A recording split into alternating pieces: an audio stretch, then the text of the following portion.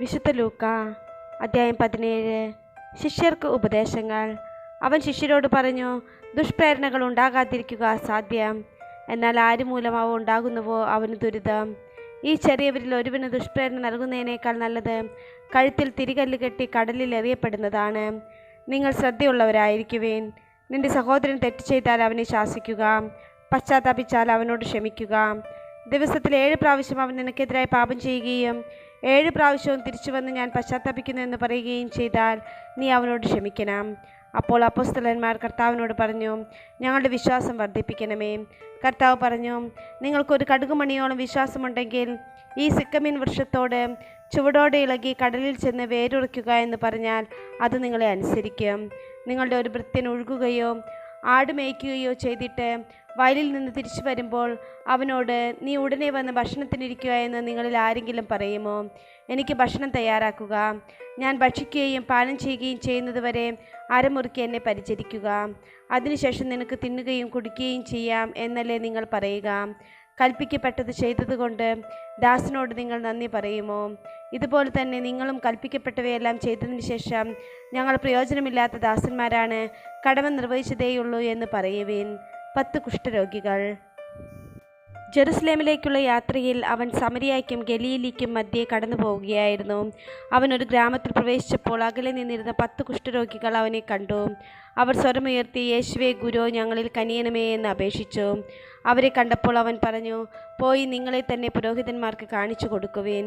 പോകും വഴി അവർ സുഖം പ്രാപിച്ചു. അവരിൽ ഒരുവൻ താൻ രോഗവിമുക്തനായി എന്ന് കണ്ട് ഉച്ചത്തിൽ ദൈവത്തെ സ്തുതിച്ചുകൊണ്ട് തിരിച്ചു വന്നു. അവൻ യേശുവിൻ്റെ കാൽക്കൽ സാഷ്ടാംഗം പ്രണമിച്ച് നന്ദി പറഞ്ഞു. അവനൊരു സമരിയക്കാരനായിരുന്നു. യേശു ചോദിച്ചു, 10 പേരല്ലേ സുഖപ്പെട്ടത്?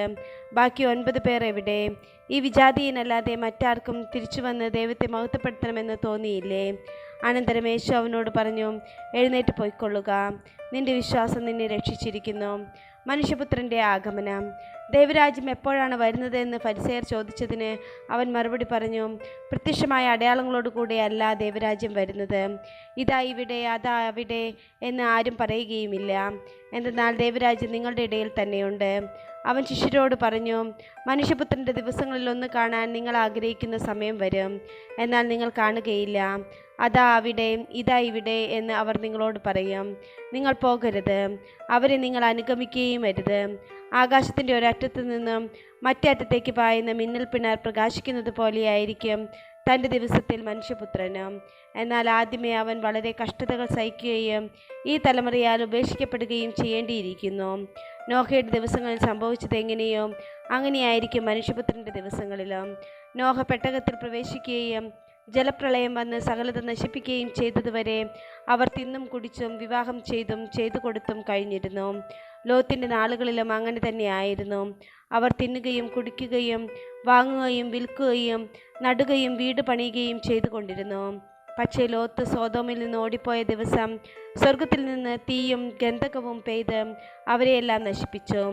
ഇപ്രകാരം തന്നെയായിരിക്കും മനുഷ്യപുത്രൻ വെളിപ്പെടുന്ന ദിവസത്തിലും. ആ ദിവസം പുരമുകളിലായിരിക്കുന്നവൻ വീട്ടിനകത്തുള്ള തൻ്റെ സാധനങ്ങൾ എടുക്കാൻ താഴേക്ക് ഇറങ്ങിപ്പോകരുത്. അതുപോലെ തന്നെ വയലിലായിരിക്കുന്നവനും പിന്നിലുള്ളവയിലേക്ക് തിരിയരുത്. ലോത്തിൻ്റെ ഭാര്യയ്ക്ക് സംഭവിച്ചത് ഓർമ്മിക്കുക. തൻ്റെ ജീവൻ നിലനിർത്താൻ പരിശ്രമിക്കുന്നവൻ അത് നഷ്ടപ്പെടുത്തും, എന്നാൽ തൻ്റെ ജീവൻ നഷ്ടപ്പെടുത്തുന്നവൻ അത് നിലനിർത്തും. ഞാൻ നിങ്ങളോട് പറയുന്നു, അന്ന് രാത്രി ഒരു കട്ടിലിൽ 2 പേർ ഉണ്ടായിരിക്കും. ഒരാൾ എടുക്കപ്പെടും, മറ്റേയാൾ അവശേഷിക്കും. 2 സ്ത്രീകൾ ഒരുമിച്ച് ധാന്യം പൊടിച്ചുകൊണ്ടിരിക്കും. ഒരുവൾ എടുക്കപ്പെടും, മറ്റവൾ അവശേഷിക്കും. കർത്താവേ, എവിടേക്ക് എന്ന് അവർ ചോദിച്ചു. അവൻ പറഞ്ഞു, ശവം എവിടെയോ അവിടെ കഴുകന്മാർ വന്നുകൂടും.